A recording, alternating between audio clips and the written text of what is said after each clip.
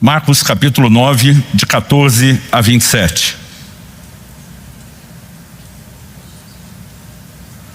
O texto sagrado diz: quando eles se aproximaram dos outros discípulos, viram numerosa multidão ao redor deles e os escribas discutindo com eles.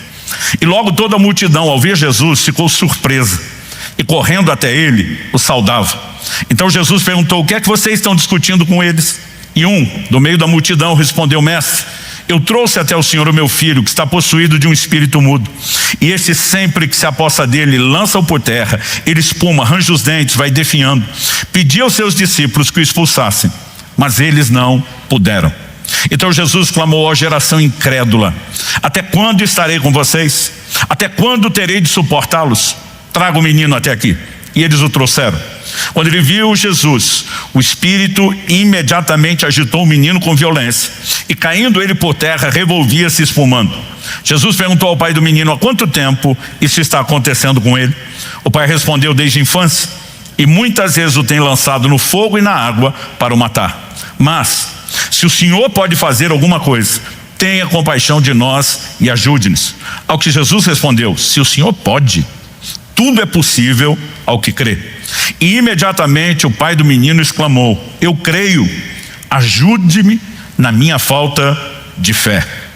Eu quero que a gente possa prestar bastante atenção, em especial, nessa declaração: eu creio, ajude-me na minha falta de fé. Verso 25 a 27 agora. Vendo Jesus que muita gente estava se reunindo, repreendeu o espírito imundo, dizendo-lhe: espírito mudo e surdo, eu ordeno a você, saia desse menino e nunca mais entre nele. E ele, gritando e agitando muito, saiu, deixando como se estivesse morto, a ponto de muitos dizerem: morreu. Mas Jesus, tomando pela mão, o ergueu e ele se levantou. Pai, nós oramos que a tua boa palavra alcance não apenas a razão, o íntimo do coração, que ela venha nesse momento ao encontro dos nossos corações como alimento para o nosso espírito e também alimento para a nossa fé. Que ela provoque, ó Deus, alinhamento na nossa crença e que ela conduza-nos pela ação personalizada do teu espírito a uma mudança de atitude naquilo que o Senhor espera de nós, no quesito das ações práticas.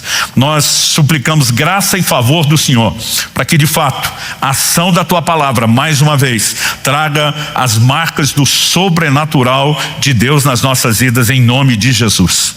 Amém.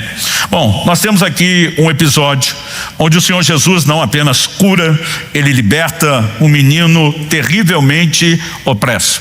Mas eu gostaria que, olhando o contexto de tudo que aconteceu, das falas que nos foram registradas, não por acidente, mas intencionalmente, o Espírito Santo nos guiou a ter acesso a esse conteúdo. E basicamente o que nós percebemos é um pai com um filho em grande necessidade. Nós podemos dizer que esse homem estava no lugar certo, diante da pessoa certa, que era Jesus, para poder receber socorro. Mas o que o texto nos ensina é que não adianta estar no lugar certo, diante da pessoa certa, com uma atitude errada.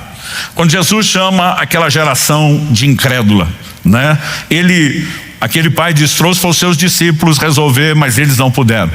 O desabafo de Jesus me chama a atenção. Ó geração incrédula, até quando eu vou ter que aguentar vocês? Basicamente o que eu e você precisamos entender é que incredulidade, ela desagrada a Deus, ela fere profundamente a Deus. Mas nesse mesmo momento nós também temos orientações nas escrituras muito claras sobre aquilo que agrada a Deus em contraponto. Hebreus capítulo 11, verso 6 diz: sem fé é impossível agradar a Deus. Todo aquele que se aproxima de Deus deve crer que ele existe e que ele é galardoador, traduzindo, recompensador, abençoador de todos aqueles que o buscam. Quando olhamos para as escrituras, é evidente que o tipo de atitude correta de fé agrada ao Senhor e que uma atitude de incredulidade sempre produz o contrário. Em Marcos, no capítulo 3, no verso 5, a Bíblia diz: então Jesus, olhando em volta, indignado e entristecido com a dureza de coração daquelas pessoas. Ele está no ambiente de incredulidade, está para ministrar cura a um homem que tinha uma mão mirrada. E evidentemente, quando olhamos para esses relatos, eles nos ajudam a compor um entendimento. Deus espera de nós fé. E o tema da minha mensagem hoje é a responsabilidade de crer. Porque se Deus não age a não ser por meio de fé, e a Escritura é muito clara sobre isso, o justo viverá da sua fé. Nós não apenas nos convertemos de fé, nós vivemos de fé, né? Nós precisamos entender claramente, né, esse desenho de que sem fé não só é impossível agradar a Deus, mas nós não recebemos nada de Deus. A Bíblia é muito clara, desde a salvação: quem crer será salvo, quem não crer, condenado. Nós não acessamos absolutamente nada do que Deus tem. Tiago capítulo 1 diz: peça porém com fé, não duvidando, porque o que duvida não pense tal homem que receberá do Senhor coisa alguma. Ou seja, não receberemos absolutamente nada. Então é necessário que haja fé. Alguns atribuem que a fé, como é uma dádiva divina, precisa vir dele, é decisão dele, o que geraria para mim um protocolo confuso, quase que excessivamente burocrático. Deus me diz: sem fé eu não posso fazer nada por você, mas sou eu que te dou fé. Logo, se eu não tenho fé, foi ele que não me deu. Nós precisamos entender que a responsabilidade de crer é nossa. E como acessar esse lugar? E eu creio que nós temos algo nessa conversa que é importantíssimo que a gente perceba.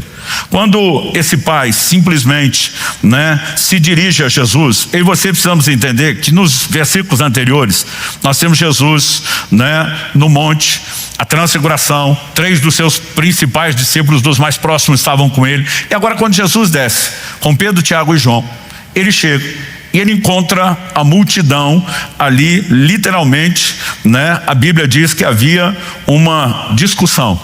Escribas, né, estão discutindo com os discípulos. E Nosso Senhor chega e basicamente a pergunta, se fosse na linguagem de hoje, seria: o que é que está pegando? O que é que está rolando aí? E nem os escribas estão atacando os discípulos, nem os discípulos estão sendo atacados. Responde. Quem responde foi o pai do menino: mestre, eu trouxe até o Senhor meu filho. Eu pedi que os seus discípulos expulsassem, mas eles não puderam. Basicamente, eu tenho um problema e eles não puderam fazer nada. Aí, o que ele fala para Jesus? Se você olhar, por exemplo, o versículo 22, ele vai dizer assim: mas se o Senhor pode fazer alguma coisa, porque eles não puderam. Então, se o Senhor pode fazer alguma coisa, tenha compaixão de nós e ajude-nos. E diz: eu vim para um grupo que não pôde resolver, eles não podiam. Se o Senhor pode, ajude. Agora olha a resposta de Jesus, verso 23. Ao que Jesus respondeu, Jesus vai literalmente repetir a pergunta dele: se podes, se o Senhor pode. Jesus está dizendo: você está jogando para mim a responsabilidade? E Jesus devolve, como diziam os antigos, a batata quente e diz: tudo é possível ao que crê. Jesus está dizendo: a possibilidade está em mim, no sentido de ter o poder de carregar a solução, mas de acesso, a possibilidade está em você. Se você crer, vai acessá-la. Se não crer, não vai acessá-la. E sabe, isso precisa ficar claro para mim e para você. Nós precisamos parar de achar que Deus responde necessidade. Deus responde fé. Toda pessoa tem necessidade de ser salva, mas se não crer, não vai acessar a salvação que Deus disponibilizou, porque Deus não responde necessidade, Ele responde fé. Mas eu e você precisamos entender que o próprio Deus o tempo todo joga para mim e para você a responsabilidade. Você lembra do que Jesus fala para a irmã de Lázaro? Se creres, condicional, se, verás a glória de Deus. Ele está dizendo: ver a glória de Deus não depende só da minha decisão de manifestá-la, depende de você acreditar. Então, se a fé tem de fato esse papel, e eu e você entendemos qual é a nossa responsabilidade, gente, isso vai aparecer o tempo todo nas Escrituras. Eu não quero ser exaustivo aqui, porque, né, o nosso propósito hoje é ser prático, provocar resposta, mas nós precisamos de alinhamento doutrinário. Em Mateus, no capítulo 8, no verso 13, Jesus fala com o centurião: seja feito conforme a tua fé. Jesus não falou: seja feito conforme o meu poder, seja feito conforme a minha grandeza e soberania. Ele falou: seja feito conforme a sua fé. Em Êxodo, no capítulo 14, versos 15 e 16, quando Moisés está diante do Senhor clamando, né, por socorro e intervenção, porque saíram do Egito, agora o faraó está perseguindo, eles estão diante do Mar Vermelho, não tem para onde fugir. O que é que Deus responde para Moisés? Porque clamas a mim, diga aos filhos de Israel que marche. Deus está dizendo: já tirei vocês de lá, disse que ia livrar, agora você vai parar diante do obstáculo esperando que eu faça? Ande em frente, mas tem um mar, ande. E a Bíblia nos mostra um dos maiores milagres que a humanidade já viu, aquele mar se abrindo diante deles, né? Nós podemos observar várias vezes. O apóstolo Pedro, no capítulo 3 de Atos, nós vemos, né, que ele é um instrumento de Deus para que um paralítico fosse curado. E é interessante que a Bíblia mostra que o resultado foi que todo mundo passou, né, a louvar, exaltar a Deus depois da cura daquele paralítico. Agora, o apóstolo Pedro pregando, ele vai dizer no versículo 12, se você for rápido de endereço e quiser acompanhar, eu vou ler o 12 e o 16 de Atos 3. No 12 ele diz: quando Pedro viu isso, dirigiu-se ao povo dizendo: israelitas, por que vocês estão admirados com isso? Ou por que estão com os olhos fixos em nós, como se pelo nosso próprio poder ou piedade tivéssemos feito esse homem andar? Pedro está dizendo: não foi a gente que resolveu. Então quem foi?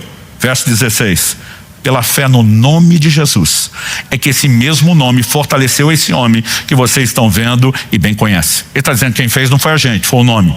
Mas a fé no nome permitiu que ele recebesse aquilo que ele recebeu. Quem está entendendo?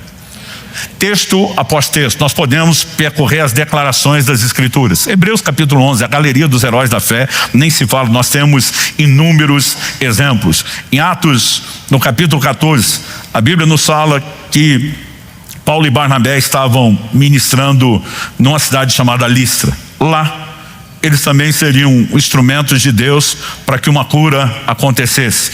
Verso 8, eu vou ler do 8 a 10 de Atos 14. Em Listra, costumava estar sentado certo homem aleijado, paralítico desde o seu nascimento e que nunca tinha conseguido andar. Esse homem ouviu Paulo falar. Quando Paulo fixou nele os olhos e viu que ele tinha fé para ser curado. Se você puder, repita comigo: viu que ele tinha fé para ser curado. Disse a ele em alta voz: levante-se direito sobre os pés. E o homem saltou e começou a andar. A partir disso, o evangelho vai prosperar naquela cidade. Nós temos, né, um grande impacto acontecendo. Mas, versículo 15, você vai ver Paulo e Barnabé dizendo: senhores, por que estão fazendo isso? Que quiseram prestar culto a ele como se eles fossem divindades. Nós também somos seres humanos como vocês, sujeitos aos mesmos sentimentos, e anunciamos o evangelho a vocês para que se convertam dessas coisas vãs ao Deus vivo, que fez o céu, a terra, o mar e tudo o que neles há. E a partir daí ele vai pregar o evangelho. Mas de novo eles estão dizendo: não foi a gente, foi a fé. Texto após texto, a responsabilidade de crer sempre estará colocada sobre o homem. E eu e você precisamos compreender isso. Evangelho de Marcos, nós temos um texto que tanto, né, retrata um episódio na cronologia do ministério de Jesus, da vida dos discípulos, como também nos ensina o princípio. Marcos 4, a partir do 35, diz: naquele dia, sendo já tarde, Jesus disse aos discípulos: vamos passar para outra margem. E eles, despedindo a multidão, o levaram assim como estava no barco. E outros barcos o seguiam. Ora, levantou-se grande temporal de vento, e as ondas se arremessavam contra o barco, de modo que o mesmo já estava se enchendo de água. E Jesus estava na popa, dormindo sobre o travesseiro. Os discípulos o acordaram e lhe disseram: mestre, o senhor não se importa que pereçamos? Ele diz: nós estamos na iminência de naufragar, de morrer, e o senhor está aí dormindo. Verso 39, ele despertando, repreendeu o vento e disse ao mar: acalme-se, fique quieto. O vento se aquietou e tudo ficou calmo. Então Jesus lhes perguntou: por que vocês são tão medrosos? Como é que ainda não têm fé? Ele não pergunta só por que vocês não têm, como que ainda, depois de tudo que vocês já viram, vocês não têm fé? Vocês estão me seguindo porque acreditam que eu sou o Messias. Vocês acham que o Messias ia afundar, ia naufragar, que Deus teria feito essa obra pela metade e mal feita dessa forma. Mas de novo a pergunta é: por que vocês não têm fé? Basicamente, como eu disse, não importa quantos textos a gente vai caminhar, nós vamos descobrir de quem é a responsabilidade de crer. Eu lembro do dia que essa ficha caiu, mas caiu para mim com força, com clareza. Eu acredito que isso deve ter sido no início de 1998.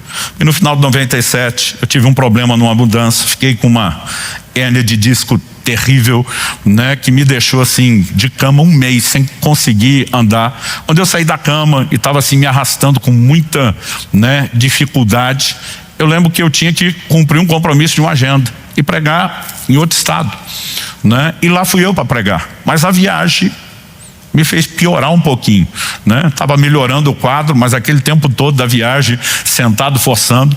E eu lembro que para eu subir, né, sair da cadeira onde eu estava, chegar até o púlpito, eu brinco que foi quase uma eternidade, que eu literalmente me arrastava. Quando eu cheguei lá, não precisava explicar nada para ninguém. Mas mesmo assim, o que eu fiz? Fiquei debruçadinho na mesa.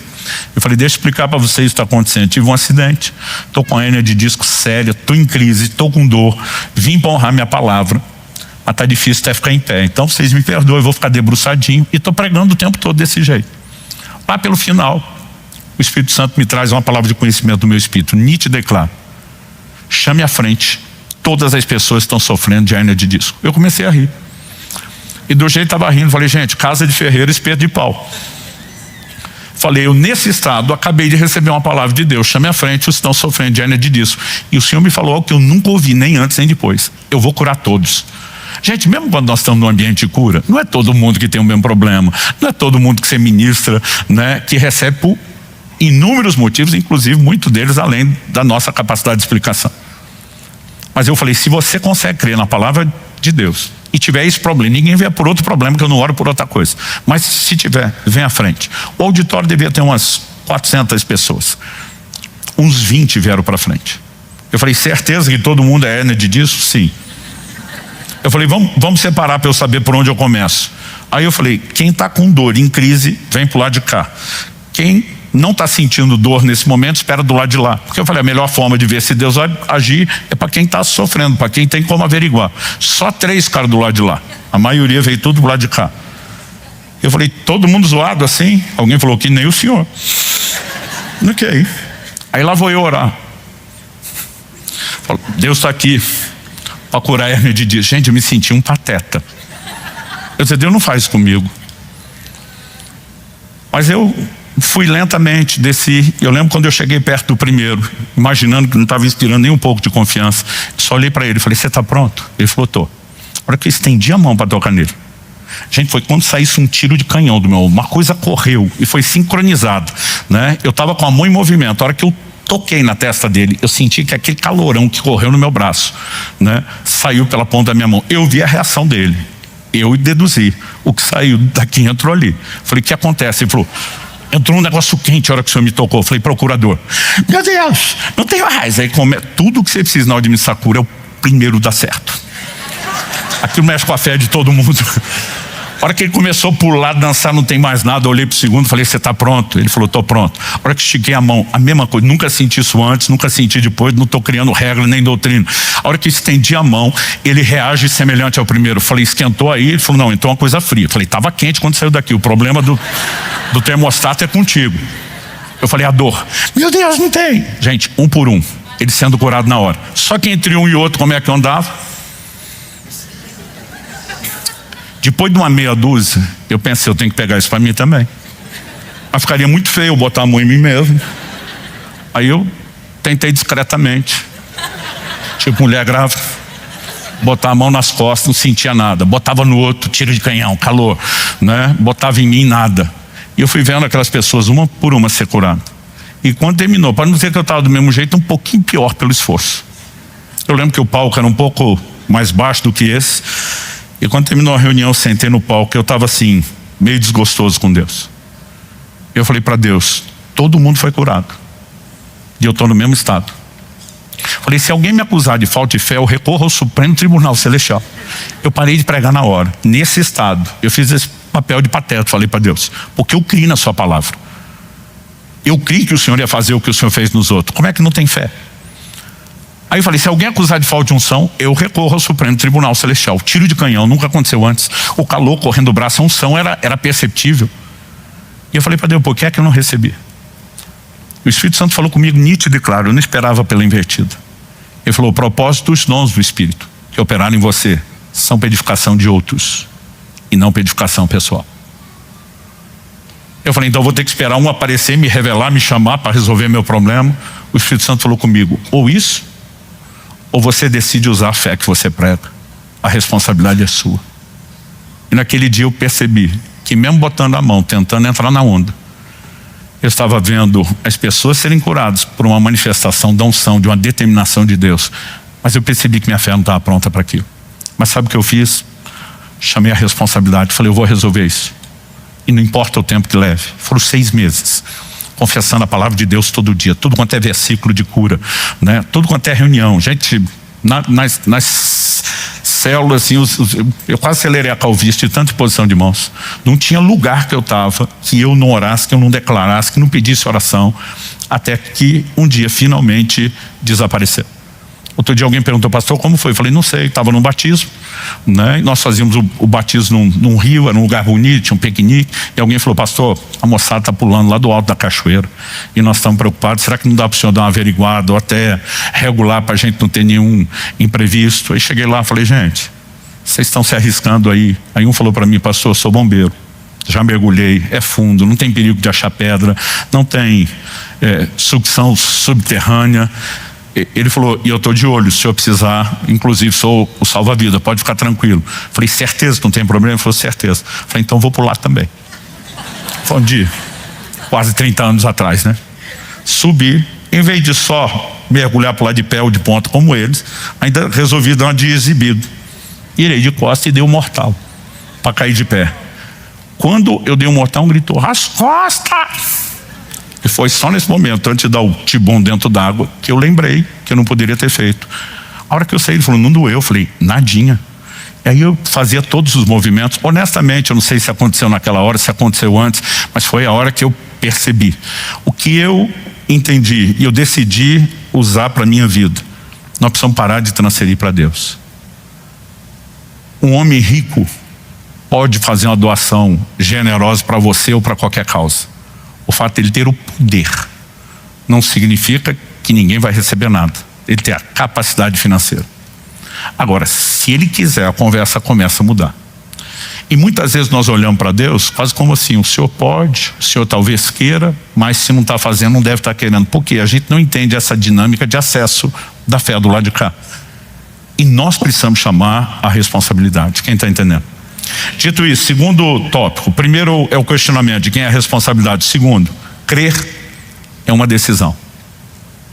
Quando Jesus não apenas repreende, né, aquela geração, porque, gente, as palavras de Jesus são fortes aqui, e eu e você precisamos de fato dar atenção a isso, né? Quando no verso 19 Jesus exclama, ó geração incrédula, até quando estarei com vocês, até quando vou ter que suportar? Ele está dizendo, é duro ver essa falta de fé de vocês. E aí nós temos um momento específico onde aquele pai vai dizer para Jesus, se pode? Jesus diz, se pode não, tudo é possível que crê, não jogue para cima de mim, depende de você. É você que tem que ter um posicionamento de fé para você poder acessar aquilo que eu posso e aquilo que eu quero fazer. No momento que Jesus fala isso, o que esse homem declara? Verso 24, imediatamente o pai do menino exclamou, eu creio. Mas ele parou aí? Não. Ajuda-me na minha falta de fé. Basicamente ele está dizendo, eu decido crer, eu vou usar o que eu tenho, mas eu não tenho tudo o que eu preciso. Quando ele diz ajuda na minha falta de fé, ele não está dizendo que não tem fé nenhuma. Semana que vem, se Deus permitir, eu quero ter outra conversa com vocês sobre como nós podemos intencionalmente fazer a fé crescer. Mas a fé é uma decisão. Bastou essa decisão. E basicamente aquele homem estava dizendo assim, entre o copo cheio e vazio, eu olho primeiro, né, para a metade cheia, né? Ele diz, eu creio. Ele toma uma decisão, eu decido crer. E a partir daquele momento, o mesmo pai que não conseguiu o resultado antes, agora vai ver um milagre de cura e libertação acontecer. Por quê? Ele tomou uma decisão. Uma decisão que eu e você também precisamos aprender a tomar dia a dia. A fé não é sentimento, gente. É decisão. Você pode repetir isso comigo? Diga, a fé não é um sentimento. É uma decisão. Agora, a Bíblia também fala sobre combater o combate da fé. Que combate é esse? A fé não só não é um sentimento, como muitas vezes é uma decisão que nos leva a lutar contra sentimentos que são opostos à decisão da fé. É uma batalha de fé. E nós vamos ter que aprender a lutar sobre a fé. Mas isso é assunto semana que vem. O que Jesus fala para um outro homem, Jairo. No Evangelho de Marcos, no capítulo 5, esse homem chega a Jesus e fala assim, minha filha está terrivelmente enferma. E ele pede que o Senhor Jesus ajude. E o Senhor Jesus diz: eu vou curá-lo. E está indo para a casa do homem. No meio do caminho vem a mulher hemorrágica e fura a fila. Literalmente, porque quem estava na vez era o Jairo. Você já teve essa sensação de que você está orando, tem uns crentes que furaram a fila, passaram na sua frente, receberam um milagre, mas nessa de Jesus atende a mulher e tudo que aconteceu, alguém chega, para o Jairo, verso 35 de Marcos 5. Enquanto Jesus ainda falava, chegaram alguns da casa do chefe da sinagoga dizendo: sua filha morreu. Por que você ainda acomoda o mestre? Deixa quieto, deixa o mestre em paz. Em outras palavras, não tem mais nada a ser feito.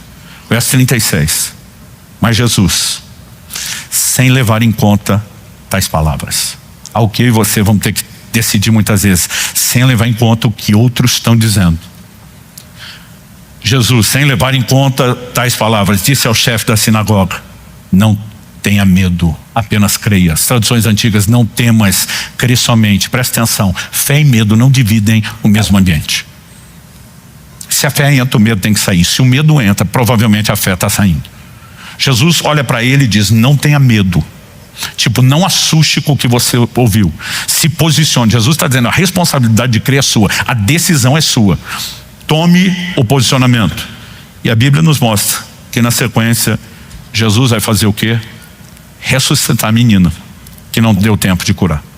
Aqui eu quero trazer um insight do nosso saudoso pastor Francisco. Eu lembro de uma época que eu estava numa crise. Eu falei: Deus me prometeu umas coisas, Ele não fez, está piorando. E ele me citou esse texto. Ele falou: Jesus prometeu curar a filha de Jairo, atrasou, ela morreu. O que ele fez? Pagou a conta com juros e correção monetária. Arcou com todas as consequências do atraso, entre aspas, da ação dele.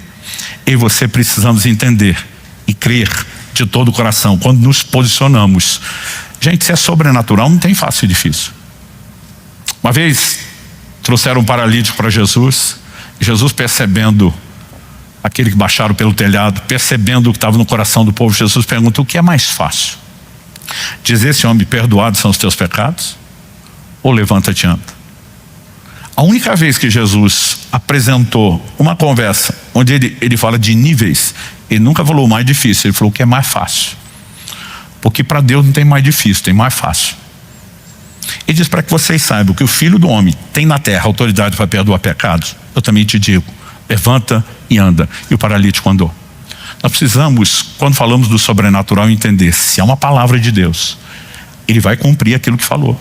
Eu disse para Abraão: vou te dar um filho, através desse filho todas as nações da terra vão se abençoar. Depois Deus disse: me ofereça o filho em sacrifício. Faz sentido? Não. Deus pode ser contestado? Não. Deus mente, muda de ideia no meio do caminho? Não. Isso leva Abraão a qual decisão? O livro de Hebreus diz que ele cria que Deus podia ressuscitar Isaac dos mortos, porque o que ele falou antes, ele vai cumprir, mesmo que eu peça para entregar esse menino. Sabe, essa coerência é fruto de conhecer, entender a Deus e de tomar e sustentar uma decisão. A fé é uma decisão, crer é uma decisão.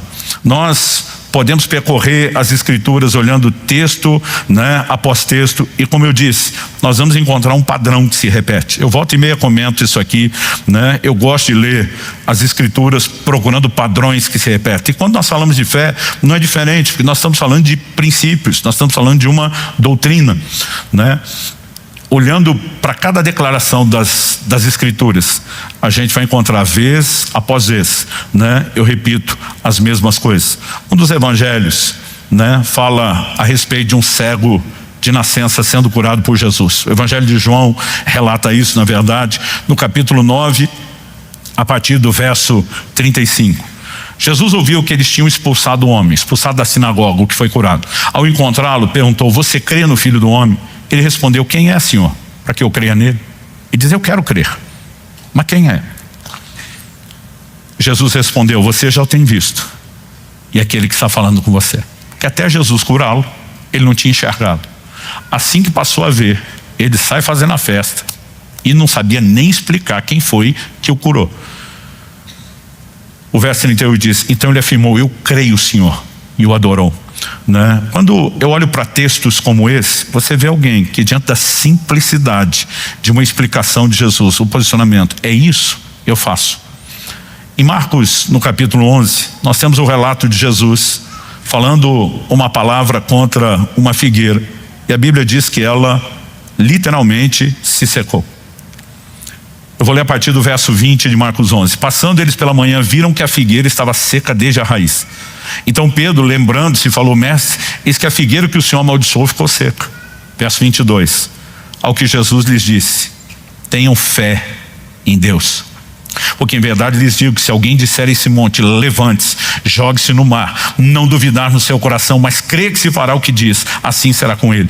Por isso digo a vocês que tudo o que pedirem em oração, creiam que já o receberam, e assim será com vocês. Jesus está dizendo: tenham fé em Deus, um imperativo. Eu e você que temos que ter fé. Ele está dizendo: é sua decisão.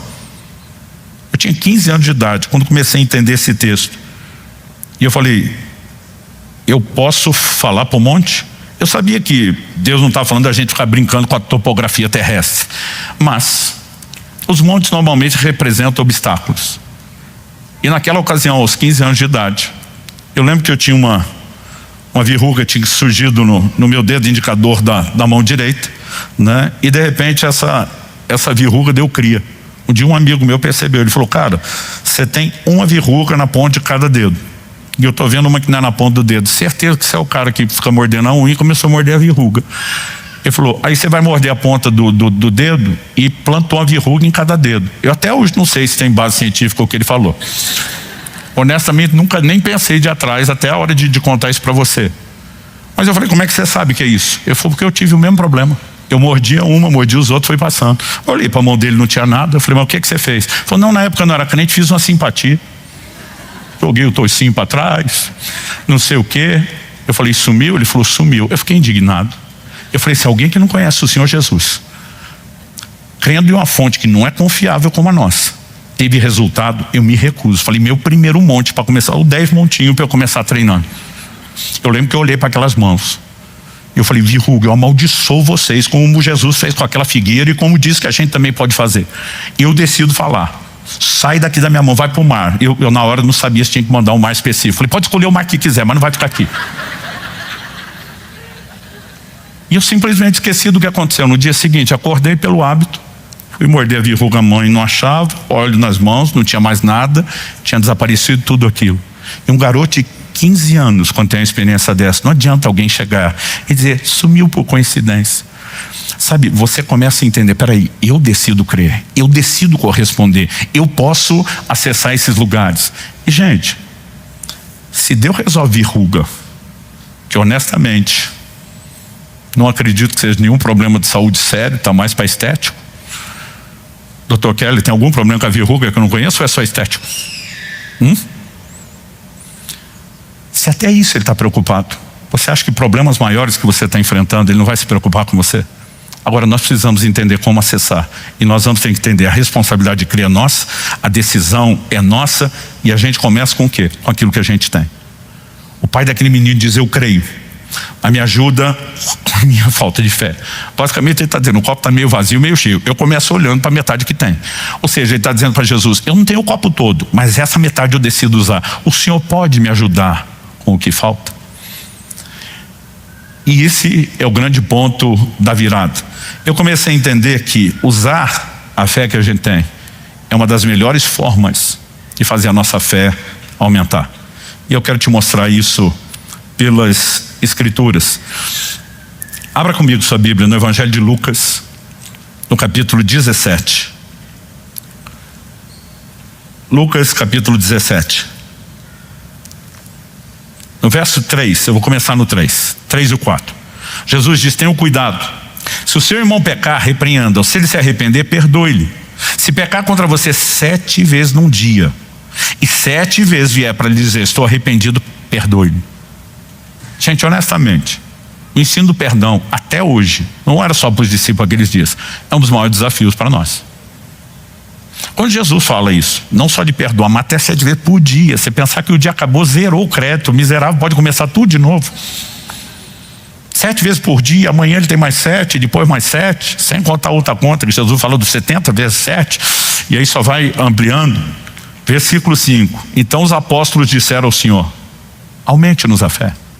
Eles estão andando com Jesus, eles já estão vendo um outro recitar o cego enxergar, ouvido surdo ser aberto, paralítico andar, leproso, né, ser purificado da sua lepra, morto ressuscitar, milagre atrás de milagre. Mas eles olham para Jesus, beleza, crê nessas coisas, tudo bem, mas perdoar esse tanto, nós não temos fé. O que nos mostra o quê? Perdão não é sentimento, é decisão, e é uma decisão de fé. Mas eles olham para Jesus e dizem, aumenta a nossa fé. Isso significa que é só pedir mais fé? Não, nós temos que olhar para a resposta de Jesus. Ao que o Senhor respondeu: se vocês tivessem fé como um grão de mostarda, diriam a essa moreira, arranque-se e transplante-se no mar, e ela obedeceria. De novo Jesus fala de movimentar alguma coisa. Agora ele está diante de uma moreira, ele também fala de tirá-la, né, de mandá-la embora. A pergunta é, o que é que significa essa fala de Jesus? A NVI, a nova versão internacional, a versão que eu gosto de ler, recomendo, né? Mas muitas vezes essas versões, que elas não são por literalidade, elas são por equivalência, que elas tentam explicar em vez de só traduzir, ao mesmo tempo que ajuda, às vezes atrapalha. Porque nesse versículo, a NVI cometeu uma infelicidade gigantesca. Eles traduziram assim o verso 6. Ele respondeu: se vocês tiverem fé do tamanho de uma semente de mostarda, poderão dizer a essa moreira, arranque-se e plante-se no mar, e ela obedecerá. Gente, você vai vasculhar o original grego, nenhum lugar tem a palavra tamanho. Isso é uma suposição, e totalmente equivocada e desalinhada com todo o restante do ensino da fé. Porque basicamente as pessoas dizem, não, se você tiver uma fezinha do tamanhozinho de um grãozinho de mostarda, tudo está resolvido. Gente, faria sentido, em algum momento, Jesus repreender a fé pequena de alguns. Outro momento, elogiar a grande fé dos outros. Se a fé pequena já resolve tudo, então por que ele repreendeu os discípulos por uma pequena fé? E por que é que ele elogiou a fé grande de outros? E se tem fé pequena e fé grande, é porque fé cresce. O apóstolo Paulo diz em 1 Coríntios 3, ainda que eu tivesse tamanha fé a ponto de transportar os montes, você não vai transportar monte com a fezinha do tamanhozinho de um grãozinho de mostarda. Mas o que é que Jesus queria dizer? Em outra parábola, ele fala da semente da mostarda e diz, é a menor de todas. Mas depois que você semeia e planta, e vem uma hortaliça, vem algo muito maior do que aquilo que você tinha. Até a quantidade de sementes multiplica. Jesus está dizendo sobre fé como semente, não tem nada a ver com o tamanho. E diz, usa o que tem, planta o que tem, e você vai colher mais do que tem. Porque cada vez você decide crer em Deus, não importa se é uma experiência com verruga, e você vê funcionar, a fé se fortalece, a fé se consolida, e não tem descrente nesse mundo que vá fazer você simplesmente ignorar a experiência que teve. Quem está entendendo? Agora, se eu e você decidimos usar o que nós temos, essa decisão de usar o que nós temos, pastor, mas o meu copo está pela metade, use a metade, olhe para ele e diga como esse pai, eu creio, eu vou usar o que eu tenho, e o resto eu e você cremos que virá depois, virá dentro do processo, virá dentro, né, da caminhada. Eu fico olhando para alguns desses testemunhos, né, ao longo do caminho, de coisas que Deus me permitiu perceber, escolhas que tinha que fazer, que cria uma decisão, que a responsabilidade é nossa, que a gente tem que usar aquilo que a gente tem.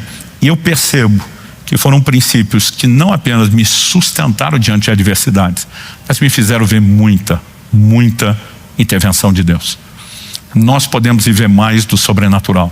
Nós podemos viver mais dos milagres de Deus. Isso não vai acontecer só porque você está lá dizendo, Deus, aumenta a minha fé. Ao mesmo tempo que você, como esse pai pode pedir aumenta a minha fé, Deus vai dizer, eu te dou o caminho, meu filho. Você mesmo pode aumentar. Usa o que você tem. Semeia o que você tem. Há formas e maneiras de multiplicarmos, de fazermos crescer a fé e de fortalecê-la, né? Eu olho, vou repetir mais uma vez a frase, texto após texto, relato após relato. Você gasta tempo principalmente no Novo Testamento. A palavra fé, ela não aparece muito no Antigo Testamento, mas Hebreus 11 vai falar que todo mundo estava crendo, mas ela não aparece tanto. Mas quando você olha, né, pro Novo Testamento, você vai ver um exemplo atrás de outro. O Senhor Jesus vem andando sobre as águas. Pedro olha para Jesus e diz, se és tu, manda-me ter contigo. Jesus diz, vem. E o Pedro foi e andou sobre as águas. Mas em algum momento ele aborta o sobrenatural, porque a Bíblia diz que ele começa a reparar na força do vento e no tamanho das ondas. Uma boa definição de fé que eu gosto de usar é: fé é manter seus olhos em Jesus na hora da tempestade. Mas se aqui é uma definição de incredulidade, fé é olhar para a tempestade em vez de olhar para Jesus. Se tem algo que pode sabotar o que você já está vivendo, que pode te desanimar, são justamente as circunstâncias. No momento que Pedro olha, a Bíblia diz que ele começou a afundar. Eu gosto desse detalhe. A Bíblia não diz que ele levou um caldo, sumiu para dentro da água de uma vez. Começou. Aquele chão está sendo comprometido. Ele vê que ele está perdendo algo. O que é que Pedro fez? Lutou contra aquilo. A Bíblia diz que na mesma hora ele grita. Não é só uma oração qualquer. E outra, aquele tipo de oração que nem deu tempo de enfeitar. Deus de Abraão, Isaac, Jacó. Porque tem uns crentes, eles oram bonito, gente. Abre, fecha o mar vermelho. Outro dia teve um que foi orar, a comida estava fria quando terminou. Eu fiquei olhando e pensando, precisava isso tudo? Mas Pedro só grita, socorro, me salva, né? Em outras palavras, ele está dizendo para Jesus, se o Senhor não intervir, eu vou sabotar o que o Senhor já me proporcionou viver. Eu preciso da sua ajuda para não sabotar o que eu já estou experimentando. E se eu e você decidimos usar o que tem, enquanto vamos pedindo socorro e ajuda, nós vamos multiplicar o que temos e vamos experimentar cada vez mais. Resultado, Pedro sabia nadar, gente. Tem vários textos que falam dele nadando como pescador. Mas Pedro não queria voltar nadando para o barco. Ele não ia morrer afogado se Jesus não socorresse. Mas ele ia perder o sobrenatural. Ele está dizendo do nível que eu já experimentei, daqui para frente, não é daqui para trás. Eu não abro mão disso. Eu quero até o fim. E a Bíblia diz que o Senhor o toma pela mão. E os dois voltam para o barco. Acho engraçado como muito pregador usa esse texto para falar da incredulidade de Pedro. Eu falo, pelo menos andou na água. E tu que nunca andou? E andou 2 vezes, a ida e a volta. Porque quando começou a afundar, pediu socorro para Jesus para andar a volta. Você acha que os dois voltaram nadando? Né? Então, quando a gente decide usar a fé que nós temos, nós vamos experimentar cada vez mais da parte de Deus. E não importa se vai levar um tempo enquanto você está lutando. Eu falei para vocês, 6 meses de espera daquela hérnia de disco. Mas eu estava o tempo todo dizendo, eu creio. Eu creio, ajuda a minha falta de fé, não sei porque ainda não aconteceu, eu creio, ajuda a minha falta de fé. Eu vou repetir, se Jesus repreendeu a fé pequena de alguns, elogiou a fé grande de outros. Se 2 Tessalonicenses 1:3 diz, a vossa fé cresce muitíssimo, é porque a fé pode crescer. Mas esse assunto semana que vem a gente não precisa estender. Eu quero que você fique em pé para parecer que está acabando.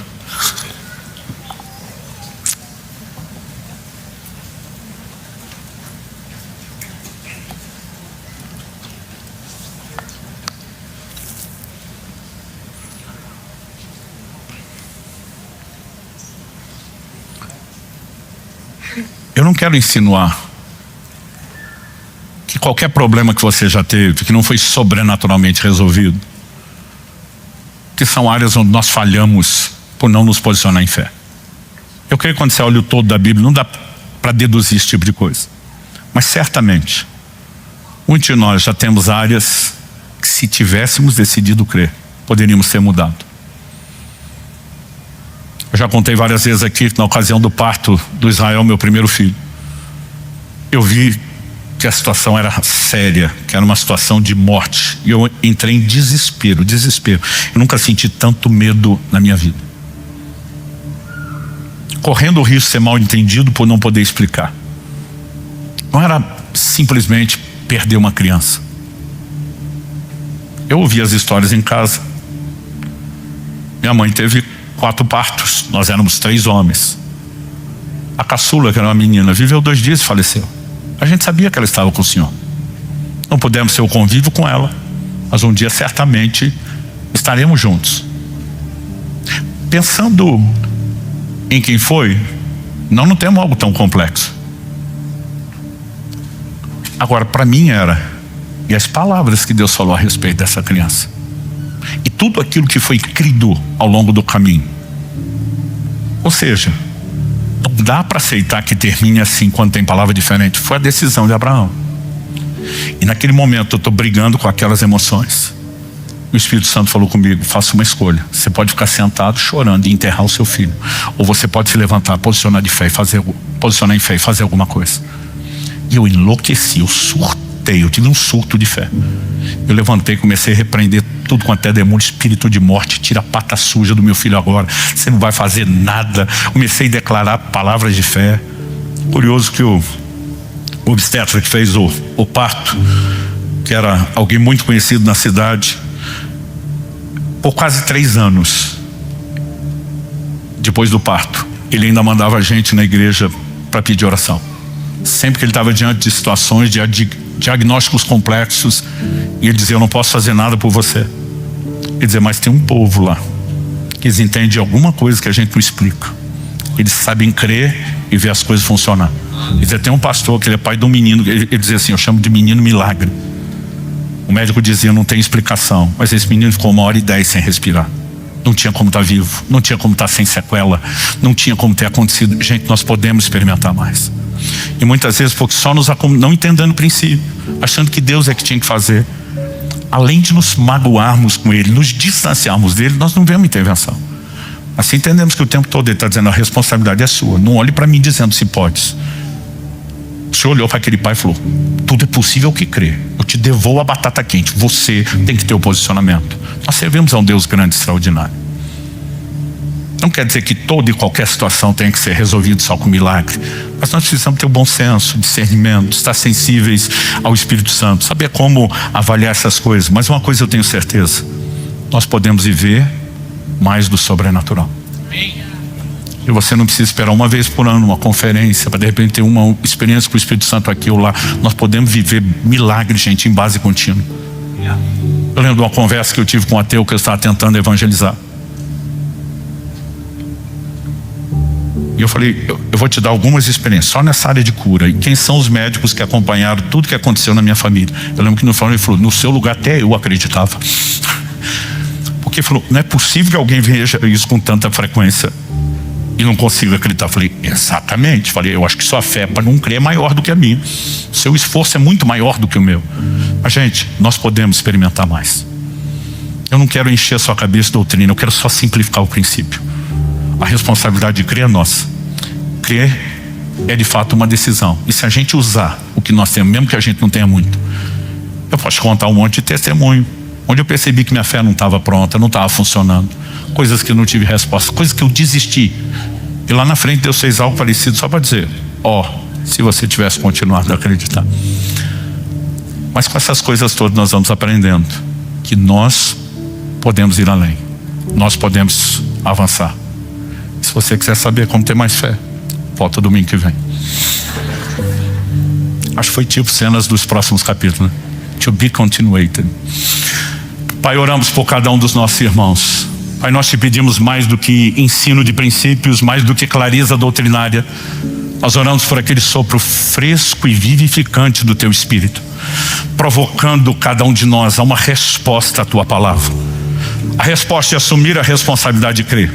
A resposta de decidir acreditar e confiar no Senhor de todo o coração.